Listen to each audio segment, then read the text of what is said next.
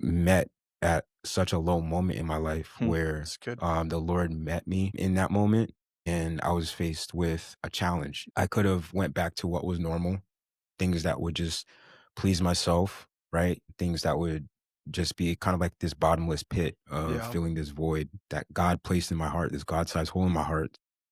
I realized I made the decision to not do that, and it started with me.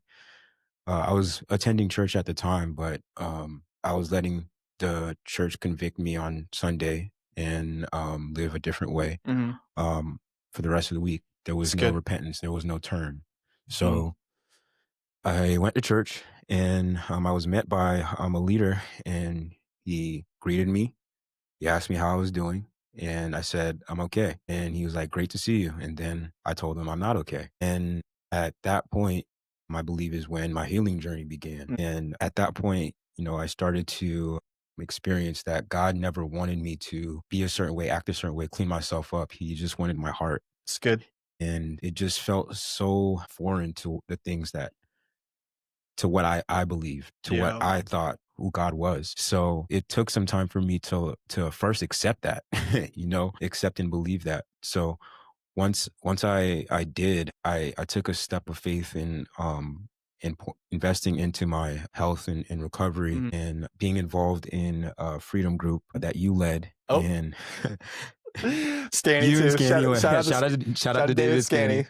Shout out to David that you guys led. Mhm. And I learned so much about myself in those 3 to 4 months than I have Mm. in pretty much my whole time here on this earth, Yeah.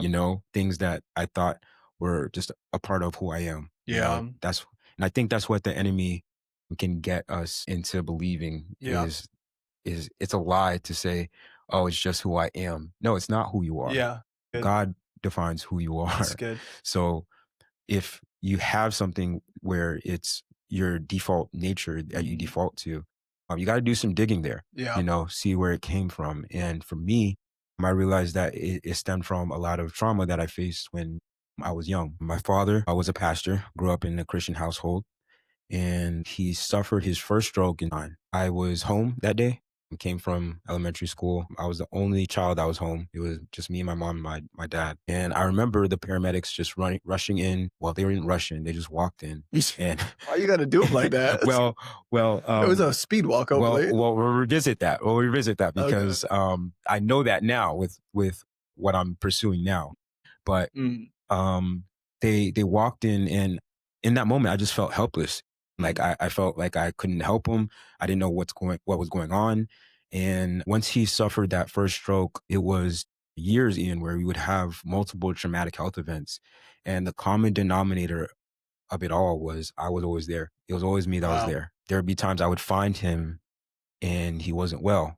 His blood glucose was crashing, and his blood sugar was crashing, and he was on his way to have a stroke. And I would always find him first, and I would always call for somebody, call for my mom, call for somebody, and they would call 911, and I would just always see paramedics coming in and helping him. So once he got to a point where it was pretty clear he was trending towards the direction of God's not going to heal him on this side of heaven. It was tough for me. It was tough for me to accept. Yeah.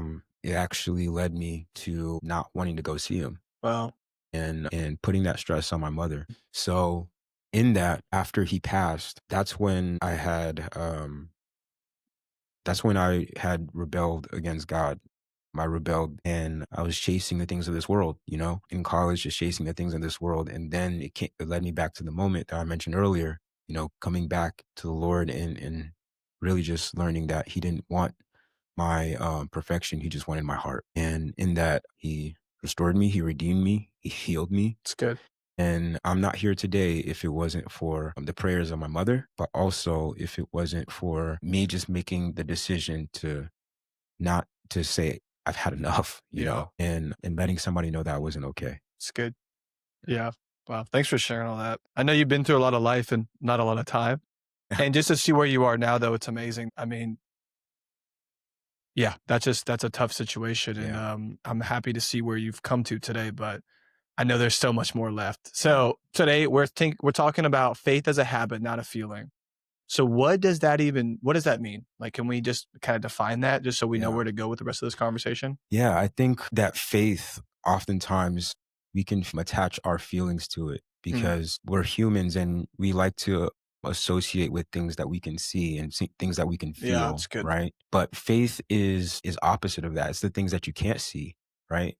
And oftentimes it's the things that you can't feel, Yeah. right?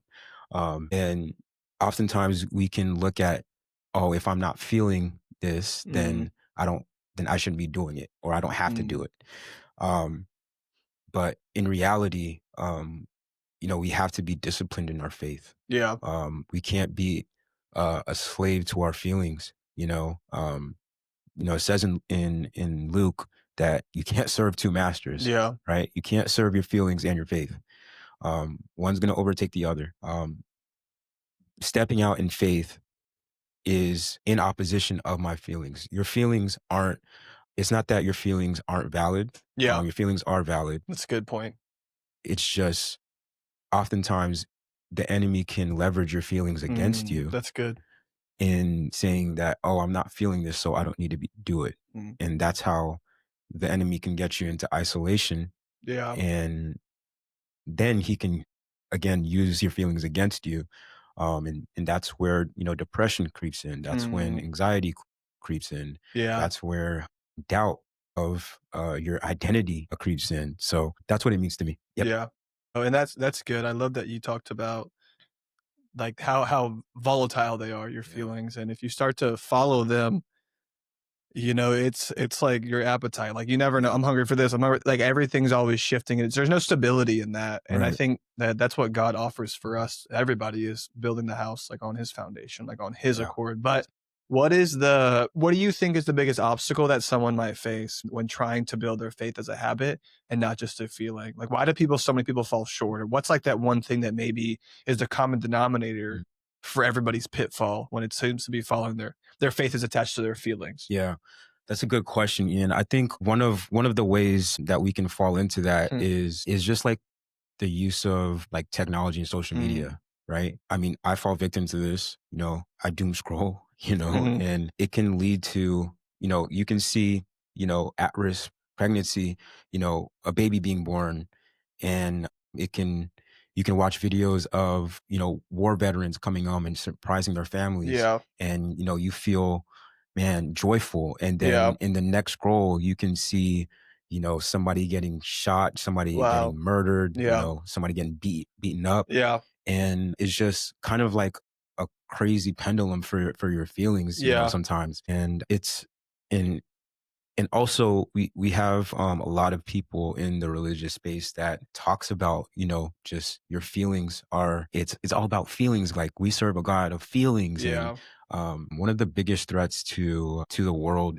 are the people who are on the pulpit, who aren't really surrendered to Hmm. God, but more so have their own ulterior motive. Yeah. And they just fill up, this new generation with lies. Because I do think that, especially with the new generation, Hmm. I believe that the enemy attacks them through their feelings. And it's crazy how, I'm a leader in our church's youth group, and there's a lot of feelings involved in terms of the things that they struggle with. It's always centered around Mm. feelings.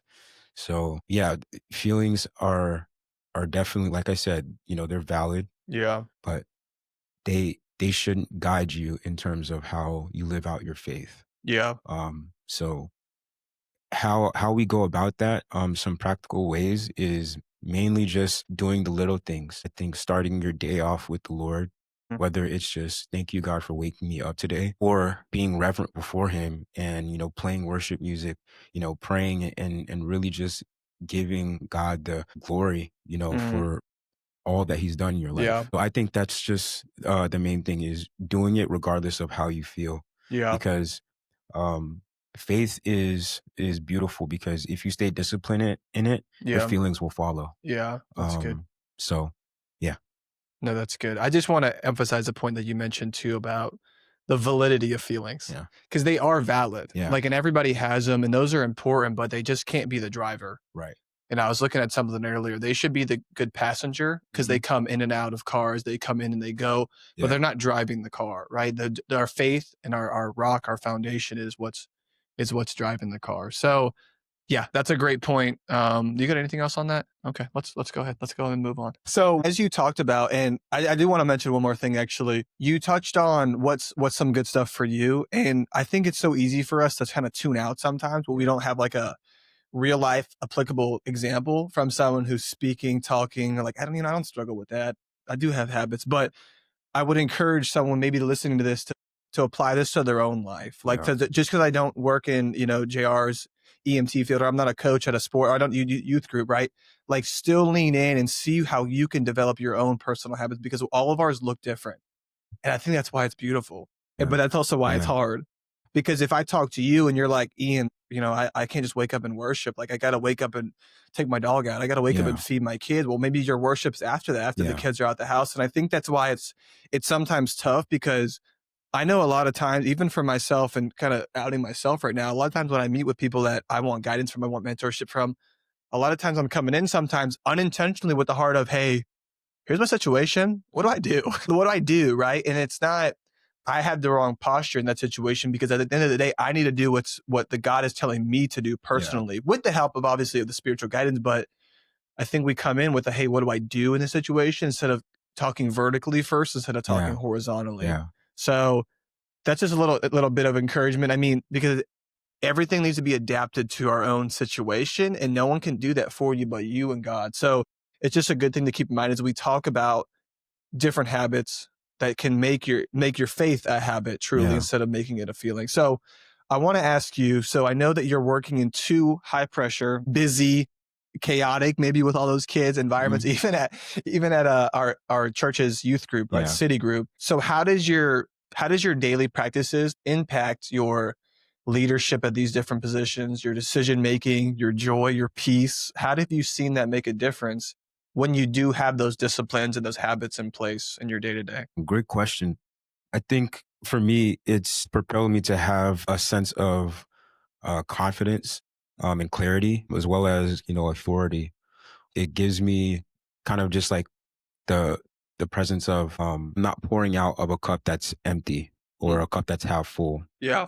I always aim to pour out of a cup that's overflowing. So how do you fill up that cup is being disciplined in your faith, Monday through Saturday, making sure that, you have things in place where, you can fill your cup up. And like you said earlier, it may look different for people.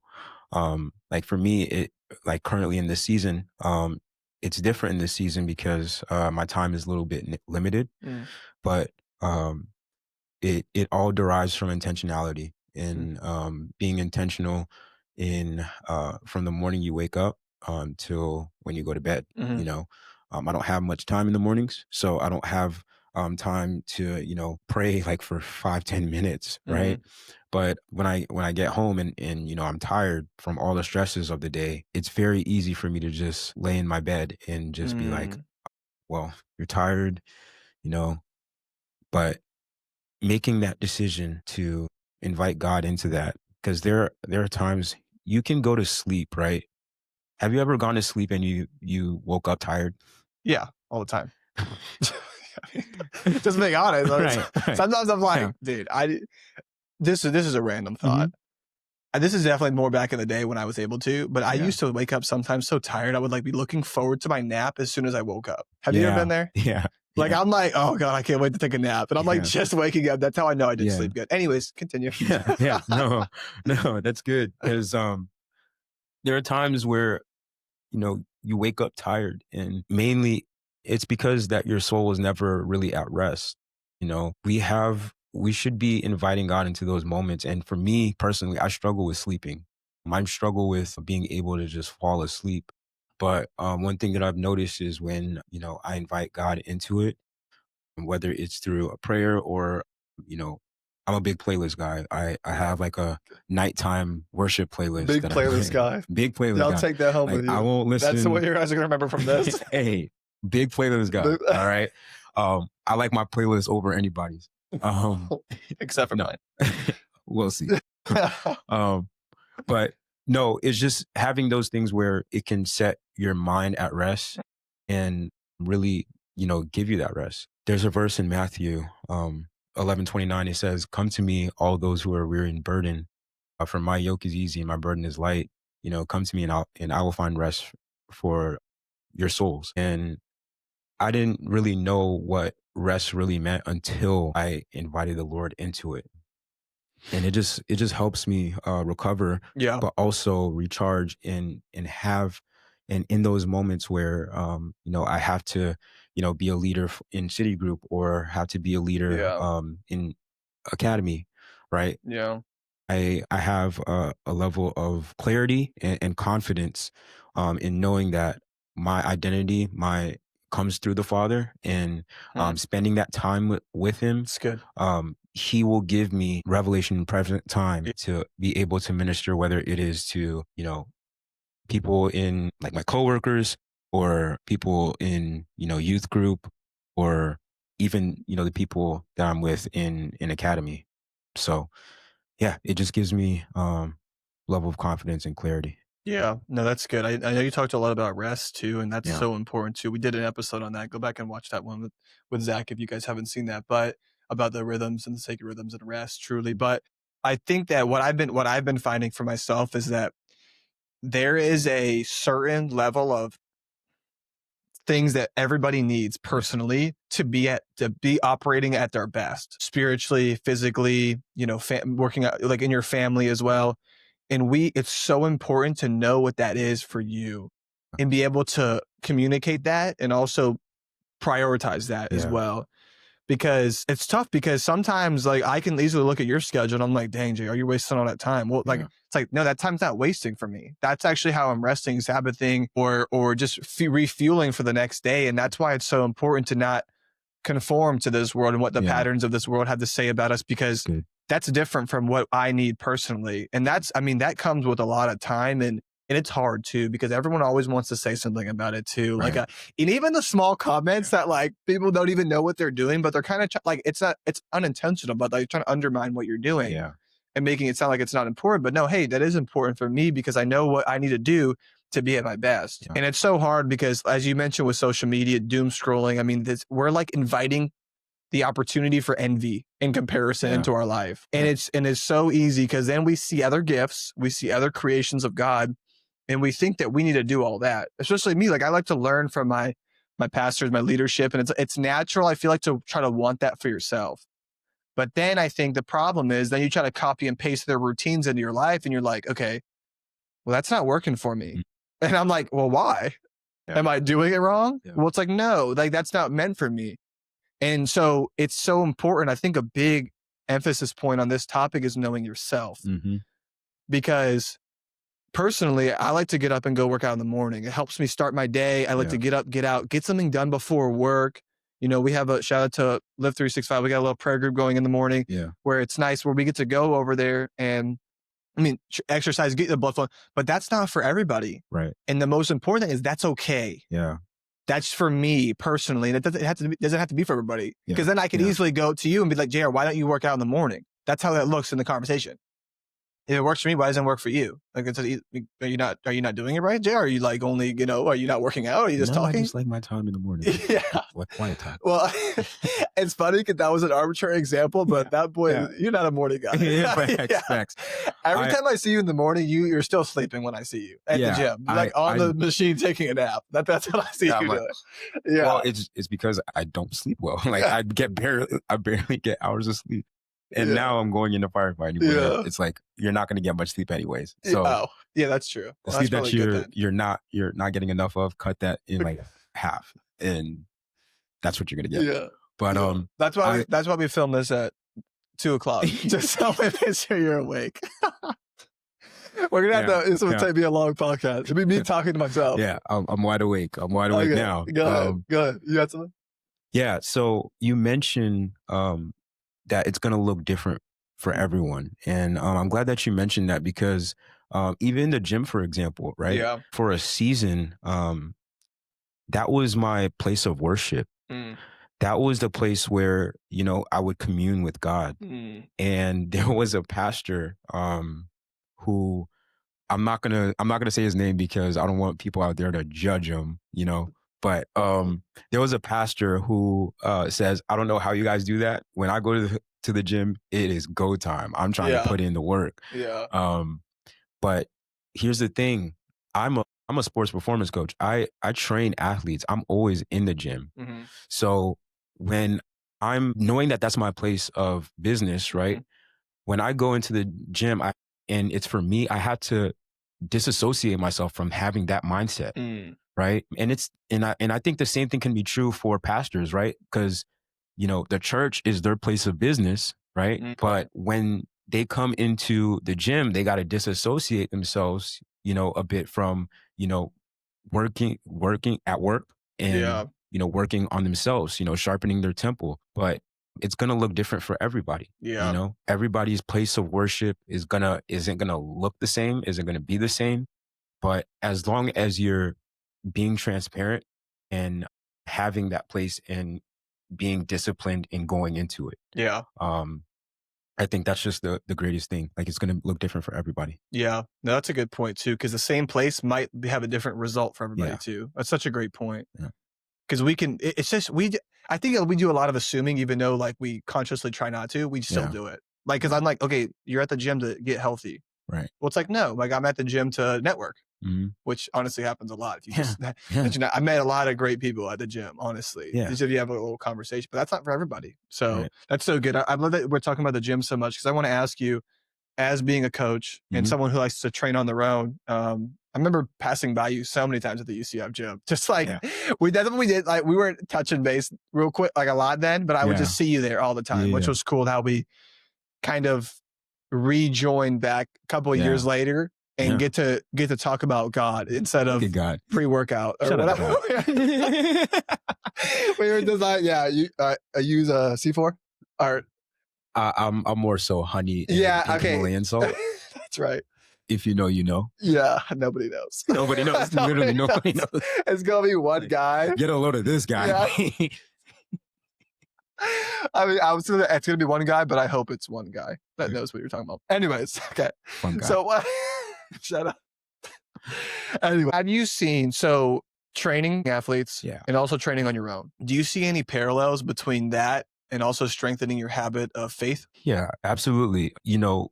The details of how I train an athlete versus how I train myself, they're going to be different, right? An athlete I don't have the same goals or the same, motives as an athlete. An athlete, they're trying to get better specifically for their sport, whatever sport that they play. For me, it's more so about longevity. It's also about being functional, and also having longevity in the field that I'm going into. So I focus a lot on mobility and recovery, but it's all the same in terms of intentionality, right? Yeah. Because you have to approach it in terms of what it looks like for you and the goals that you're trying to accomplish. And going back to what we were saying earlier, it's going to look different for everybody. Your faith is going to look different. So, but as long as the intention behind it is the same and it's rooted in wanting to know Christ more, wanting to be like Christ. And I think that is the greatest thing. Also, I feel led to share this, but every time, I train athletes, especially as I started to grow a lot more in my faith, I've been very blessed. Shout out to D1 Southeast Orlando. No sponsorships here. D1 Southeast Orlando. Gets cut out immediately. Chop it up.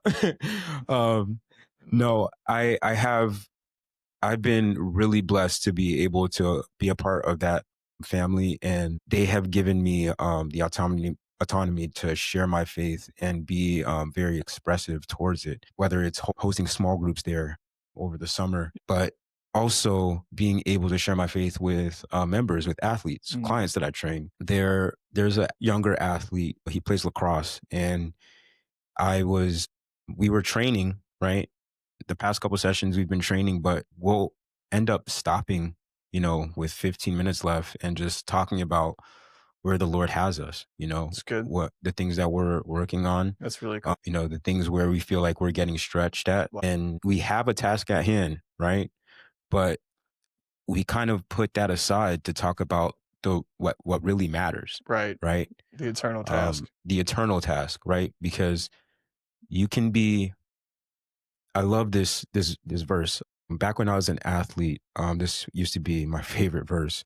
It's in First Corinthians, it's chapter 9, chapter 9, verse 25. It says that everyone who competes in games goes into strict training. Those who compete do it for a crown that will not last. We compete for a crown that will last forever. That's really good. And in that, I've started to just see more athletes just open up about where they're at in their faith. And it all just started with me just being intentional from the beginning in the stretch, asking how are their grades, asking how are they doing at home, like how's life at home. And because it's more than just a session, it's more than just a training session.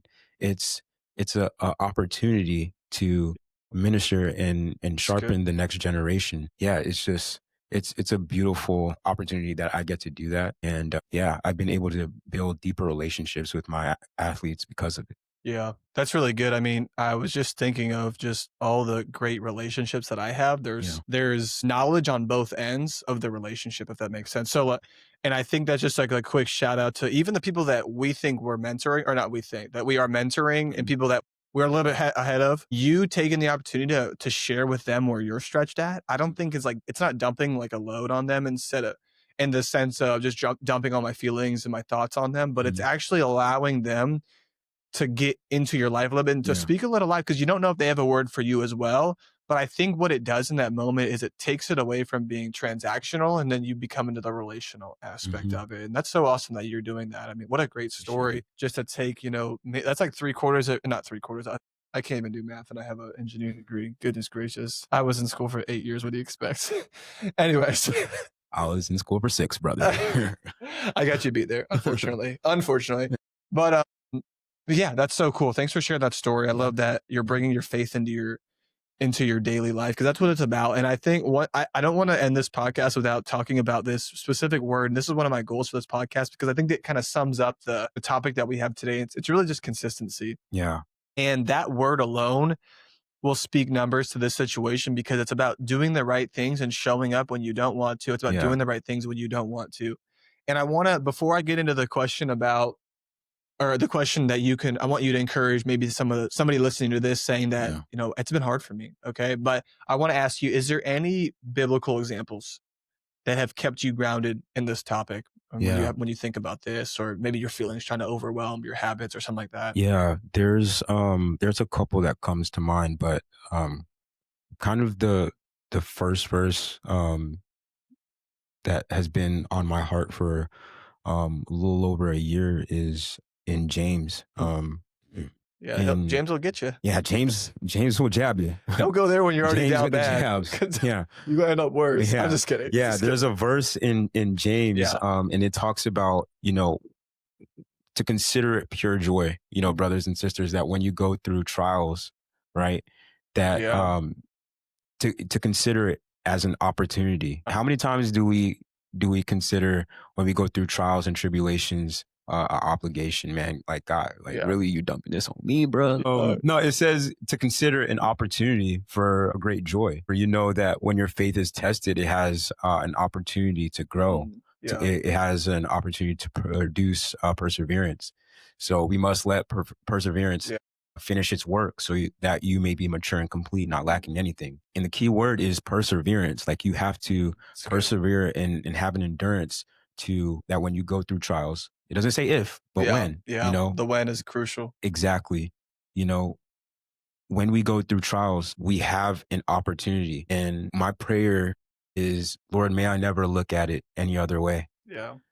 Because if you put it on my shoulders, then you must see a way out. It's good. So I'm just continuously going to seek you in those moments until, you deliver me. Yeah. And when you do, I'm still going to serve you. Yeah, it's good. So it's just a great verse that has been keeping me grounded, because in a season where I've been going through trials, and it looks different every season, I just have to look at it as an opportunity to grow. It's good. Yeah. That's really good. So I want to end with a little encouragement from you, I guess, today to the audience. And if you could maybe think about, what is one practical example, like a tangible thing you could do, or mindset shift that would help somebody that you'd recommend that you would want the listeners to do to strengthen their faith habit or routine? Yeah. First, I would say that replacing with your I have tos with I get to. It's good. Kind of what I was saying earlier, versus the obligation versus opportunity mindset. Yeah.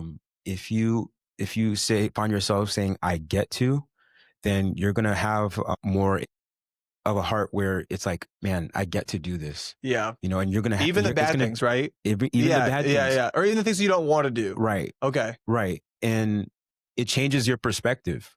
It changes your perspective, and you start to look for the good. In a world where negativity gets highlighted, it is so going against the grain when you look for the good in things, when it seems like everything's going bad. Yeah. It's very easy to They're point like, what all do you, bad. like, what are you seeing? Are you even looking at it? Yeah. Like you're going to your 9 to 5. It's tough out here. It's tough out here. These customers, my coworkers, they smell like grease. I don't know if it's we got to clean the grease tray, or if it's my customers that haven't cleaned it, or if it's my coworkers that haven't cleaned their clothes. No, but I have an opportunity. I have an opportunity to share the love of Jesus with someone today. And it's just having a different perspective, So I would just say replace your I have tos with I get tos. And in your prayer time, I would say thank God for what he has done first and foremost. I think having a heart and spirit of gratitude first is one way to just condition your heart, to align your heart towards it's like prepping your heart for anything else that the Lord adds onto your life. Lord, if you do not add another dollar to my life, Jesus, you'll be glorified. It's good. And that's just such a good posture to be in. Even if you don't necessarily, your feelings don't feel that way. Yeah. Right. But saying that audibly and saying that to the Father, your feelings will follow. Yeah. In the name of Jesus, your feelings will follow. Yeah. So it's like that song Brandon Lake sings. Another sponsorship. Okay. Yeah, this guy's getting out of control. Yeah, YouTube's definitely going to take this down. You're not going to be able to. You're not going to be able to monetize. You might be doing this for my podcast or everywhere else you go. Yeah, no, the amount of time you talk about other things. Well, I think I might be one and done, brother. I think I might be one and done. No, but in gratitude, it says, "Come on, my soul, don't you get shy on me." Yeah. And it's calling for your feelings to just say, let's go. Like, even though I don't feel this way, even though I don't, necessarily believe this, I'm still going to continue to put my trust in it, because God has delivered me from so much. God has delivered me from this. God has delivered me from that. God woke me up this morning, right? It doesn't even have to be something that is so catastrophic. It could just be something as so simple as the Lord waking you up, you having access to clean water, you having a bed to sleep on, right? How many people in this world don't have access to clean water, and we take that for granted. Yeah. But that's kind of like what we default to as a society sometimes. So just having a perspective of and gratitude for the little things, and that will lead to the big things. Yeah. Is what I would just encourage the people who may be struggling in that department. Yeah. I think that's good. I love the heart of gratitude topic, and I also love that I asked for one thing and you guys got like 7, so that was complimentary on the house. That's literally how I am. Well, I got a little nervous when you said the first thing, and I was like, I asked for one thing. So what do you mean the first? The first thing. The first and final? I'd like to give you 3 practical points, 3 times 10, and we'll go one by one. Yeah, okay. They all start with P. Yeah, or you don't have time for all those. Yeah. We're going to be here all day. But anyways, no, thank you for that. I love the heart of gratitude. It's starting small. It's so important. And I don't think it's our fault for taking things for granted. It's just a small drift every day that we just are like, hey, I've had this all my life. Yeah. Why should I be thankful for this? Because we should be thankful for everything, even the breath in our lungs that God has given us for just each and every day. Yeah. So as we end every podcast, I want to end with a practical challenge question for the audience, that everyone listening. So what you guys are your homework, not a homework. It's one question. Everybody likes one question. So Anyways, the question I have for you guys today is, what is one small habit or thing you guys can change that will strengthen your faith tomorrow? So what's one thing you can do today that will strengthen your faith tomorrow? And I love a lot of examples that JR was talking about. A lot of it's small too. It doesn't have to be, I need to go to 6 services a week or I need to listen to 12 messages, every month or whatever. Yeah, 5 will do. 5 will do. Yeah, on the week or the months that have 5 Sundays. But yeah, what's one thing you guys can do in your schedule today that will help with your faith tomorrow? Because a lot of times tomorrow is too late because we're just gonna wait. So, what I love about this is that the one small thing, because when you guys put these habits in there, there's gonna be so many things in your life that are always changing. Your route to work is never the same amount of time, never the same route. There's gonna be traffic. There's gonna be someone cutting you off. There's so much variability in every life. But if you can start to build some of that consistency, what we talked about, their days will get better. And our mission here is to help our Monday through Saturday look more like our Sunday. Well, how do we do that? It's the consistency. It's the consistent search and desire to know God more and to allow him to come into our life more. One thing that I'm actually going to be doing, I heard this, I forget where I heard this from, but I want to give credit to it, but I bought a 5-year journal, 3 or 5 year, multiple years. So you go in there, you record 1 or 2 lines a day.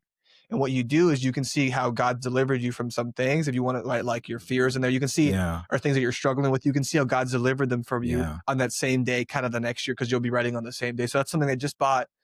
Hold me accountable. I need to start. I'm going to start tonight. Hold me accountable now. If you're listening to this, thanks.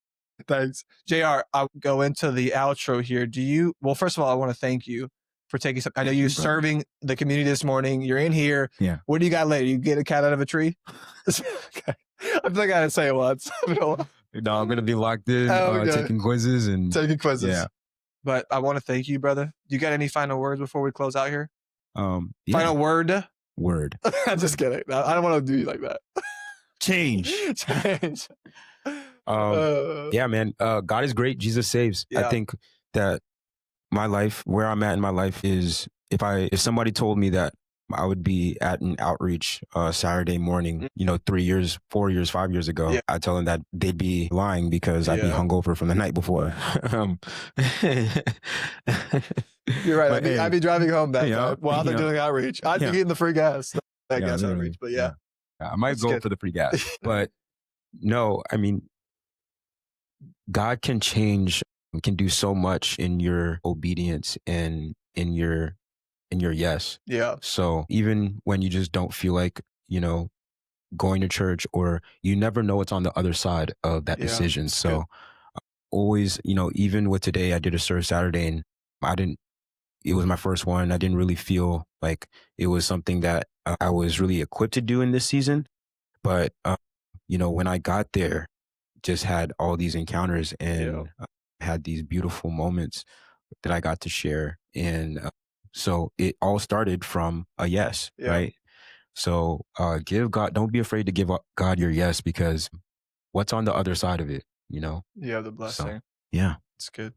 Yeah. Well, thank you, brother. I appreciate your time. As a reminder, as we end every single podcast, that you personally, you listening to this, remember that you've been given a purpose and a calling that only you can fulfill. So don't settle for the ordinary, but step into the extraordinary work that God wants to do in your individual life. Thank you guys so much for being here, and God bless. God bless. Thank you for watching. See you next time.